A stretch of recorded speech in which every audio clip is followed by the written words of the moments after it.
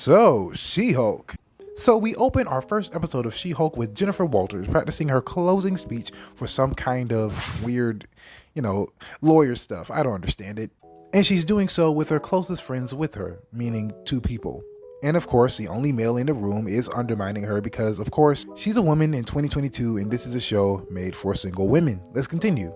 And also, I say a room full of her friends because her peanut gallery, her gal pal, is giving her words of encouragement while her male friend is having very little faith in her abilities to get through this. Even though she was handpicked for this role by her firm, I believe, or whatever she do. I'm not a lawyer, okay? I don't get this.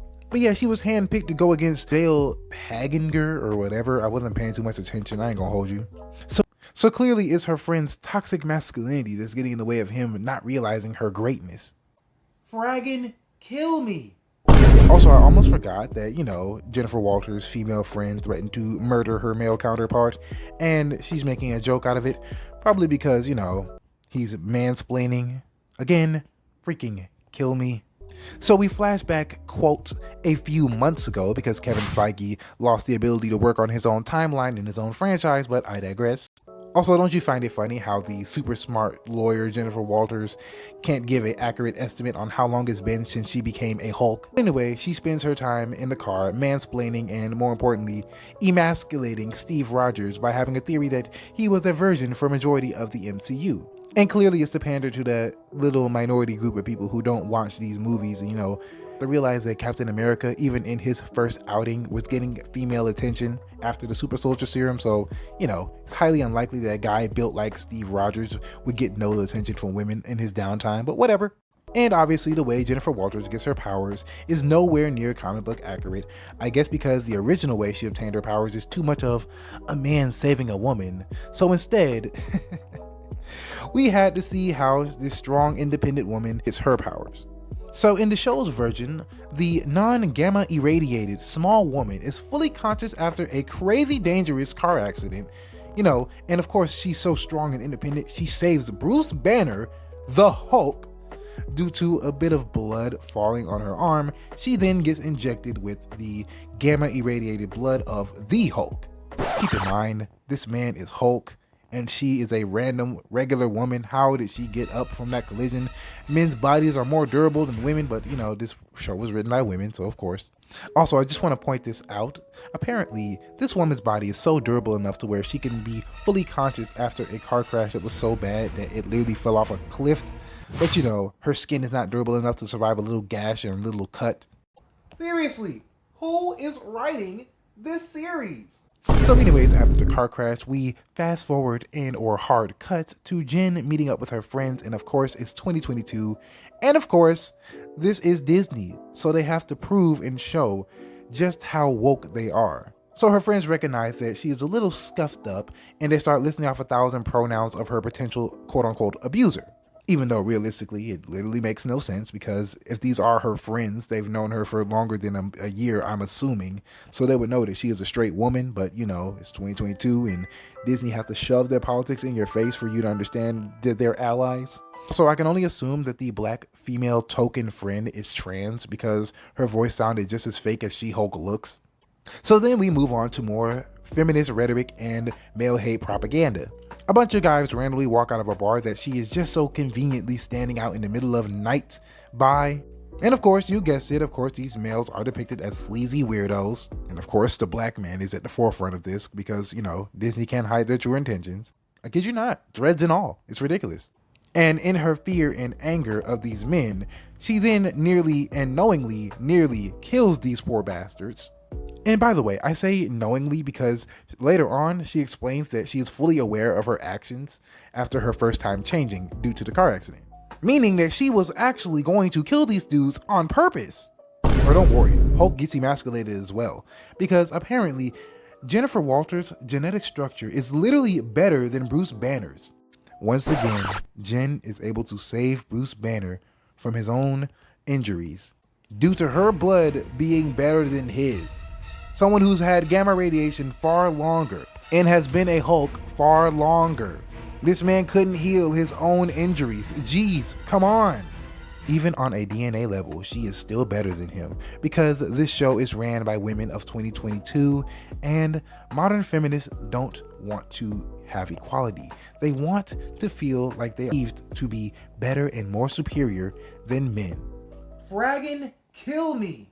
So after Bruce Banner gets done showing genuine gratitude and more importantly excitement over her, own genetic structure being basically better than his, she then goes out of her way to insult this man and calling him smug, which is funny because that's all she's been throughout this entire episode, but she gets so much worse.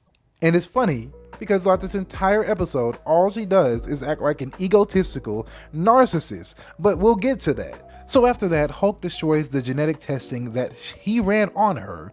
Hulk then destroys the genetic testing he did on her, and she says, and I quote, "It's a bit dramatic, don't you think? Never mind the fact that a drop of his blood can literally create the abomination, and you..." So Hulk destroying that isn't quote unquote dramatic, it's actually very logical given the universe they're in and given the context of the situation. And Hulk's experience dealing with his own DNA. But of course, since the main people running and in charge of this show are females, they don't understand that. They don't understand logical decision making.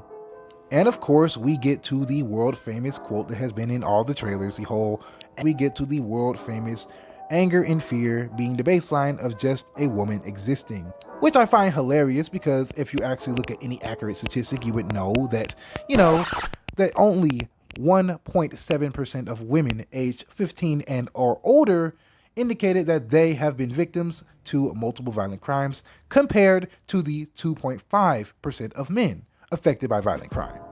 Also, fast forward to the horn scene that has been in a lot of the trailers and promo.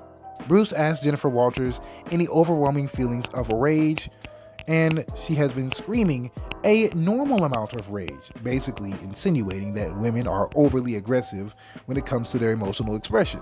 Which is also hilarious because, again, these showrunners and writers of this show are women, so they wouldn't know that women on average are less confrontational than men are. So yeah, that's funny. Now back to embarrassing the character of Hulk, for the millionth time in the MCU nowadays. So they start testing out Jen's strength, and of course she passes all of those tests with flying colors, doing a much better job than Hulk is doing. Because of course she is better than him at anything he is doing, especially when it comes to strength, because again, this show is written by women with the egos and at the same time the most fragile version of ego that you have ever seen. And I'm sorry, but they have been depicting the Hulk in this show as a giant man-child, and he was never this goofy. I'm sorry, never. Seriously, bring back a 2012 Hulk, please.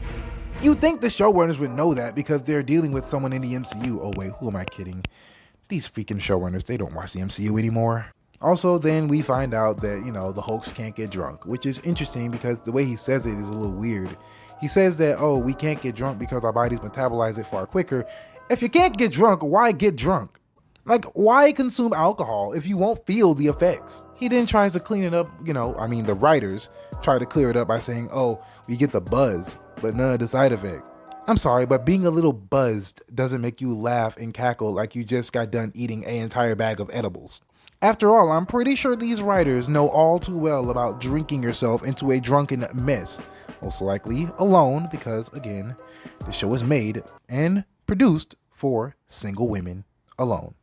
She then goes on an entire feminist rant about how she's great at controlling her emotions because she based an entire feminist rant saying that, she's way better at controlling her emotions than he is. The Hulk. A guy who literally has so much control over himself, the fact that he couldn't even get it on with Betty. This man can't even get it on, man. This man has had to hide from the government for years, basically becoming a ghost in the wind. Even the slightest bit of anger could cause this man to transform in the past. But yeah, she starts listing off how the world is filled with crappy men and how they will murder you if you even reject them. The same thing that most feminists talk about. But yeah, they were right. This show is definitely a feminist talking point. Never mind the fact that men are more likely to be murdered, for violent crime. I don't understand why this showrunner has no idea about any real statistic.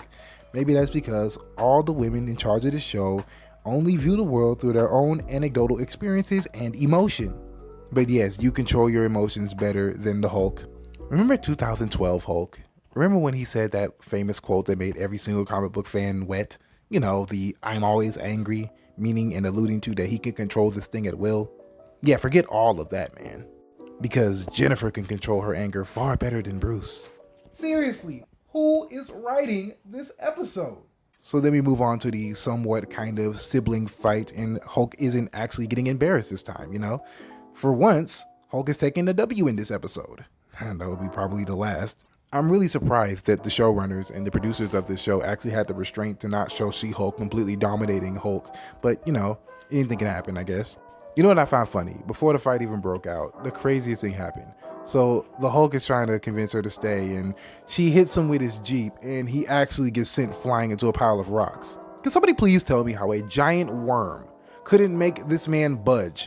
Literally a giant worm, but you're telling me a Jeep, a cheap, run-down Jeep, can make the Hulk fly into a pile of rocks. I'm done.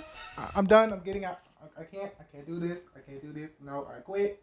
Okay, let's wrap this up. So Jen's closing argument for the freaking lawyer thing, the court case, it ended in the randomly dressed and scantily cladded woman Titania breaking in, causing a ruckus, and of course she hulks it up and does her thing. Girl boss moment. The music plays, and of course the episode ends. Thank you, freaking Arlia. So yeah, man, that was episode 1 of She-Hulk. Let me know your thoughts in the comments below. Like, comment, share, subscribe to all the good stuff, and I'll see y'all in the next video. Peace.